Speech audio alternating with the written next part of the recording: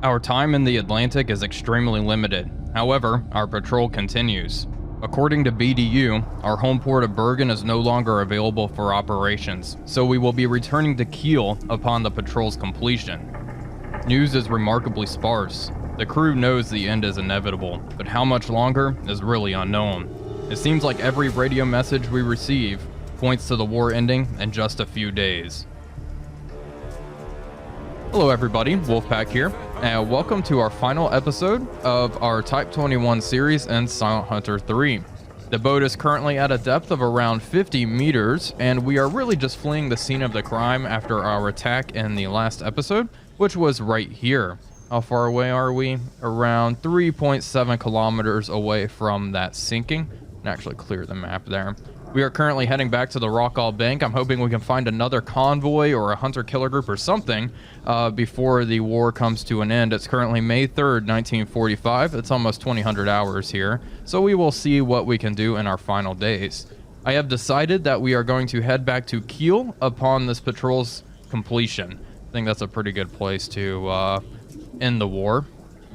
But that's all I really have for now. We haven't received any interesting radio messages as of yet that I already haven't gone through. So we are receiving lots of reports of really just air or U-boats being bombed and attacked. Air attack base at Kiel, bombed, severe damages. That was from U-3505.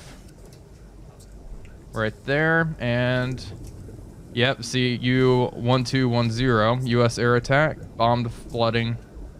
So that is not very good at all. Lots of air attacks going on, so good thing our boat is capable of staying underwater for extreme amounts of time. Our battery power's at around 60%. We're going to pop up our snorkel. Actually, let's go ahead and do that now. We will go up to periscope depth and raise our snorkel, recharge our batteries, recharge our oxygen, and continue on our way. I'll keep you all updated of any developments. Another radio message about an air attack from U-2521. Air attack, Typhoon, bombed, foredeck damaged, sinking. That is another submarine going down. We also received this one. Bergen is not available for any operations any longer. We actually received this again, so this is a duplicate. I guess BDU just wants us to know not to go there. So thanks for driving that point home. We are up at snorkel depth and can raise our scope a little bit and see there's our snorkel. There she is, all her glory. Have our radar warning receiver up there. But rudder midships, my bad. Let's actually go to snorkel depth just to get our snorkel out of the water a little bit. It is quite choppy here. That should help things a little bit. Anyway, we'll keep our scope up, I suppose, for the time being, just to make sure no aircraft pop out of the sky. It may be more appropriate to have our observation scope up. But yeah, we're just cruising around. Well, it's currently very foggy out here, and there are no contacts, of course. Visibility is around 400 meters in front of us. I'm thinking we're going to do something I don't do all that often in the Type 21. Let's go ahead and surface the boat. Let's operate on the surface for a little bit. Some fresh air in the boat, even though it is quite choppy out, but why the heck not? We can utilize our radar and try to pick something up for a little bit. I think this is my first time surfacing the Type 21 in a patrol area, you know, out here. I normally submerge my boat outside of Bergen and stay submerged for the entire time. So this will be interesting. Also, we are having trouble snorkeling in these rough sea conditions. I wasn't able to completely recharge our batteries, so they're looks like at around 90% there. So this will give us a good opportunity to recharge those. Boat is at 8 meters. Perfect. I'm feeling pretty safe. The Allied Air Forces are not going to be flying their planes in this weather, so why the heck not? Get some of that North Atlantic salt water on your face, boys. Come on. Still not on the surface yet. Let's take a look. Boat's struggling a little bit. Let's increase speed to around 10 knots. This will also allow us to get in the area a little quicker, towards where I expect we will encounter more enemies. Surprised my crew is still not manning the bridge. We're at 11 meters. There we go. Now we're getting up. 8 meters. There they go. Let's get these men in bed. There we are. Look at this. What a rare sight being up here. I'm surprised they don't have their rubbers on right now, but they're just enjoying the rain, I suppose. Let's turn on our radar. There we go. Get that spinning. And yeah, we'll enjoy the weather, recharge our batteries a little bit, and be on the hunt for any more allied shipping.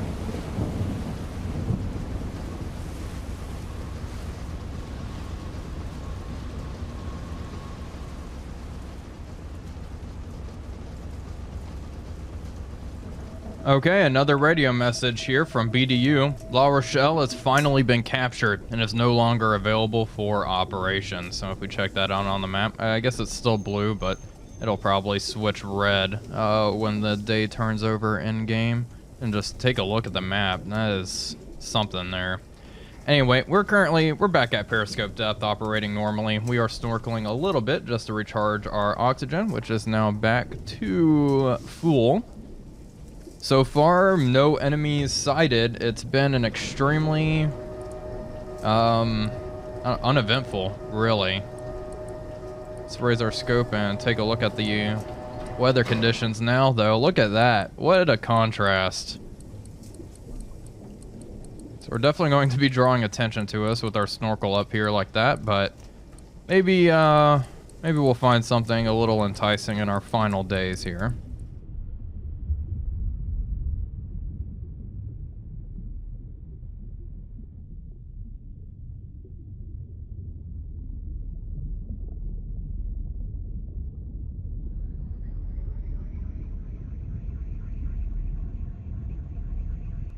Okay, our radio message dump for the time being from U-881, located by destroyer, damaged, uncontrollable flooding.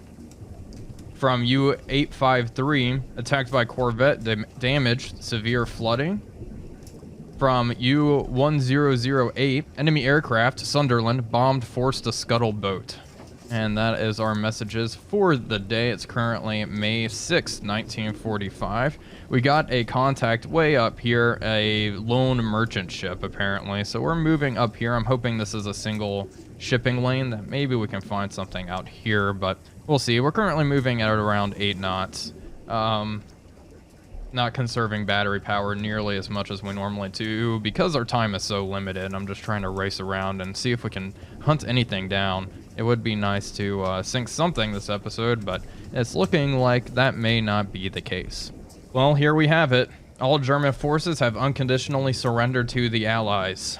This is the end. I'm sure we will be receiving more radio messages detailing our orders as the day progresses, but we received this at 2100 hours. We are going to begin plotting our course back to Kiel.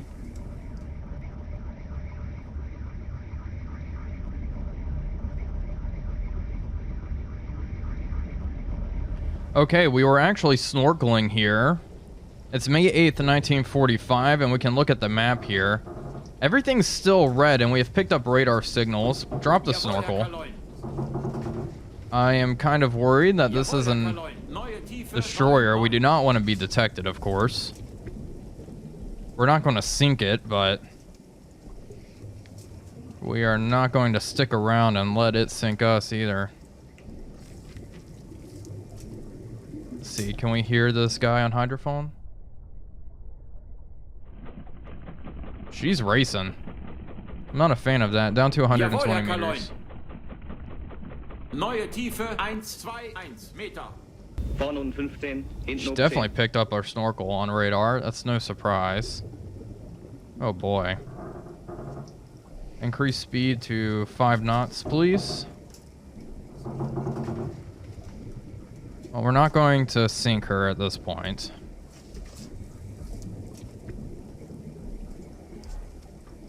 I've only made it to the end of the war a handful of times in my various playthroughs. I think the way the game handles the end of the war is a little interesting. I think this destroyer may definitely try to sink us. Rig for silent running, which is fine. Okay, go down to 4 knots. Push our depth down to 140 meters, please.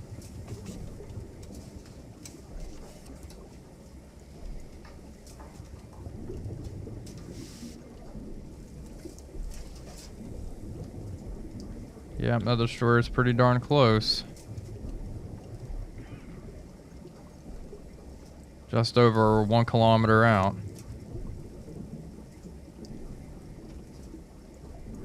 At least she just passes. She's not using active sonar as far as I can tell.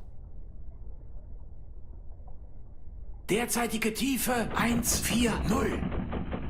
She's still racing.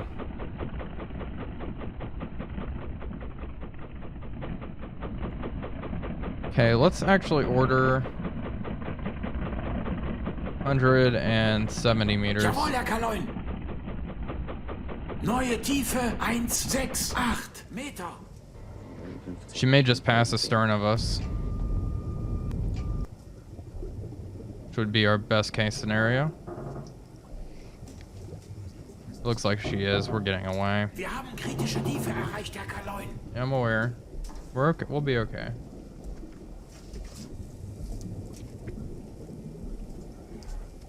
Okay, yeah, she's continuing on. Okay, perfect. We're going to stay rigged for silent running for a little bit. It's currently May 8th, 1945, 10:45 in the morning. We still need to be careful from Allied aircraft and warships. They could think we're trying to still cause trouble, which is pretty understandable. But we're not. We are not going to sink anyone now. Just going to watch her escape, and I'll keep you updated of any more developments.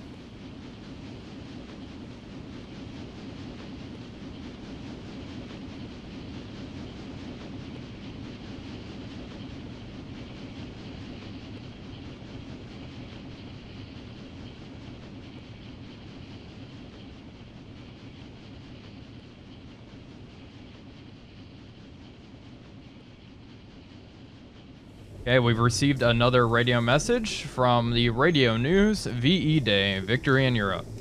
Of course, we all know that. We're going to continue to make our way home. We'll follow a course, something like that. It's currently 2000 hours, so it'll soon be May 9th, 1945. Okay, we've received probably our final message from BDU. My U-boat men. 6 years of submarine warfare lie behind us. You have fought like lions. The continuation of our fight on the remaining bases is no longer possible, U-boat men. Undefeated and unblemished, you laid down your arms after a heroic battle without equal. We remember and deep respect for our fallen comrades, who have sealed with death their loyalty to the Führer and the fatherland. Comrades, preserve your U-boat spirit through the years and for the good of the fatherland. Long live Germany. And that was obviously from Admiral Donitz. And I think that's the last radio message we will receive. We'll see. We'll continue on. It's a long journey home. But with that, don't want to surface just yet. We'll wait for all these ports to turn neutral officially, and then we'll surface the boat and head into Kiel. Through the Kiel Canal, of course. And that's all I really have to say on that matter. It's going to be a long and probably boring trip. But we'll see if we encounter any more escorts like we just did earlier. More radar signals coming in. Lowered our snorkel. Looks like another warship. Let's change course slightly. New heading 040. Try to get out of the way of this guy. Let's see. It's off to around 060. Let's take a peek. Observation scope, up scope.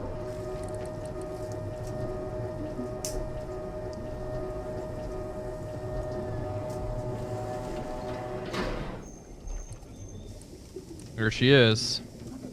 One lone single stack destroyer.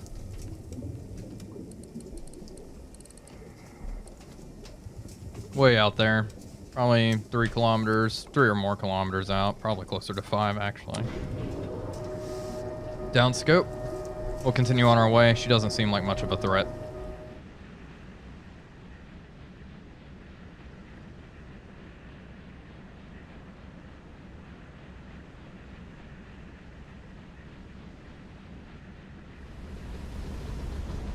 After 9 days of transit and dodging destroyers in the North Sea, U-2513 has finally arrived home to Germany.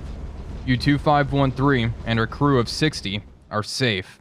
The same cannot be said for the hundreds of U-boat men who rest in their twisted iron coffins at the bottom of the sea. The Type 21 U-boat was a truly revolutionary design. However, despite the mythology surrounding these boats, they did have many design flaws. Some of the major ones being poor hull construction, underpowered diesel engines, which increased the time to fully recharge batteries, and the complicated and fragile hydraulic system, where many lines and pistons were located on the outside of the boat. Repairs on any of these systems, in the case of damage, would require the Type 21 to completely surface. These external systems were not waterproof either, and the hydraulic systems were constantly contaminated with seawater. The boats also had a nasty habit of leaving an oil trail on the surface. 2 Type 21 U-boats would go on war patrols, U-2511 and U-3008. Neither of these boats would sink an Allied ship. If the Germans somehow managed to build an entire fleet of Type 21 U-boats, they still could not have won the Battle of the Atlantic, let alone the Second World War. Allied ASW efforts were extremely effective and had huge amounts of material behind them. Many technological leaps were already being made in anti-submarine warfare, many of which were already implemented by the Allies. Sonar buoys, MAD, and phyto-torpedoes, just to name a few. In addition to this, the Allied troops in the East and West were overrunning U-boat manufacturing facilities, and of course, the Allied bombing campaign had a part in hampering U-boat construction. The Type 21 would go on to influence many new submarine designs in the post-war years. The United States began modifications to their existing fleet boats, streamlining them and optimizing them for underwater performance. This would be known as the Guppy program. The Tang-class submarine, the first subclass built by the United States after the war, would also be heavily influenced by the Type 21. The Soviet Union would also begin construction on new submarines that were optimized for underwater performance. Project 613 Whiskey and Project 611 Zulu 4. Like the United States, the Soviets had the same priorities with their advanced diesel submarines. U-2513 would be taken by the United States after the war, where she would go through numerous tests and evaluations. President Truman would travel on board U-2513, becoming the second United States president to travel on a submarine. He would go to a depth of 130 meters. On October 7, 1951, U-2513 was sunk by USS Robert A. Owens, a Gearing-class destroyer during a rocket test. Her resting place is 70 miles off of Key West.